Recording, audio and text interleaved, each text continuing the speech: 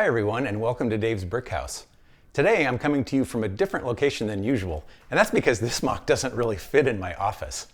So without further ado, let's get in the time machine and go back to 2020 to look at another fairly early MOC. I started this one about a year after the big white hotel that was my first serious MOC. I realize most people don't ever watch a video all the way through, but for longtime viewers who paid close attention, this might look somewhat familiar as I had it as an out-of-focus teaser background at the end of the Q&A video I did in 2021.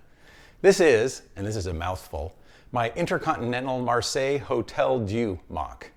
The real building is located near Marseille, France. It was built in 1188 and was a hospital for around 800 years. In 2003, the building was acquired by Intercontinental, and the process began to turn it into a 5-star hotel. When I was wanting to do another big MOC, I did a Google search for European hotels, and after a bit of looking, I found this one. It had a lot of interesting architectural features, but didn't look too complicated for my build experience level at the time, although this proved later to be not quite true. I worked on it sporadically in 2020 and 2021, and then got to a point where my experience ran out. I had the building mostly completed, but the large floors were not terribly sturdy. I tried using multiple layers of plates under each floor to reinforce them, but that didn't work very well. As such, I put it aside to let it rest. Fast forward to late 2023, and my friend Riley at Brick Science showed me a super useful technique. That was to use Technic bricks, regular ones combined with 4x6 and 6x8 open center ones, along with these Technic pins to make a very sturdy support system for each floor.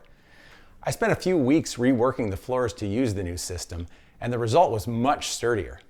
Side note, he suggested using these particular Technic pins because they can be added after putting the bricks in place. This made assembly quite a bit easier.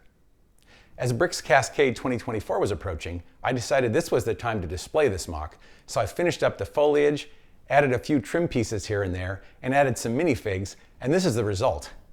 Some fun facts about this MOC.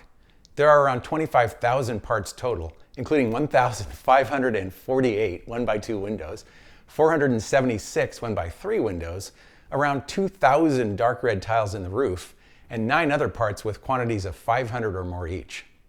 The real building has a red roof, so I knew I needed to go with that for the tiles.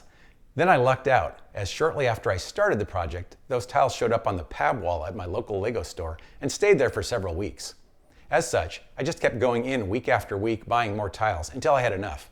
I always try to buy reasonable amounts of a particular part on any single pab trip. That way, I make sure other people have a chance to get the part too. A friend of mine who I met at Bricks Cascade 2023 is a woodworker, and he built me this custom sled, a torsion box for those woodworkers in the audience. He put handholds on each side and trim around the top edges. This made it much easier to move the MOC and less prone to accidents during the trip to and from the con. We removed the trim on one side and slid the entire MOC on or off of the sled. It worked really well. Thanks, Daryl. I'm happy with how this MOC turned out, and my favorite feature is the patio, especially the skylight. I'd been wanting to use trans blue windows in a MOC for a while, and this was the perfect place to do it, and true to the original building, which also used blue glass. Another thing to mention is that this MOC made very extensive use of submodels in Bricklink Studio. This is a great example of when to use them, as there's a lot of repetition in the window assemblies. So when I was working on the design, I just made changes to the model for a window assembly, and then all the linked copies would immediately get updated. It also made it quicker to build, as I could drill into a window submodel, build a whole bunch of them assembly line style, and then fasten them into the rest of the floor. And the last thing I'll mention is that I was honored to receive 8 anonymous appreciation tokens for this MOC from other builders at Bricks Cascade. That was very unexpected, but certainly appreciated. So that's a quick look at my biggest MOC so far. I had fun with it, and I learned a lot along the way, but it's not long for this world. By the time this video is published, it'll probably already have been disassembled, as it takes up a huge amount of space to store. But perhaps it'll inspire me to do another, not quite as big, hotel MOC in the future. I hope you enjoyed the video and the MOC, and now go build something that makes you smile.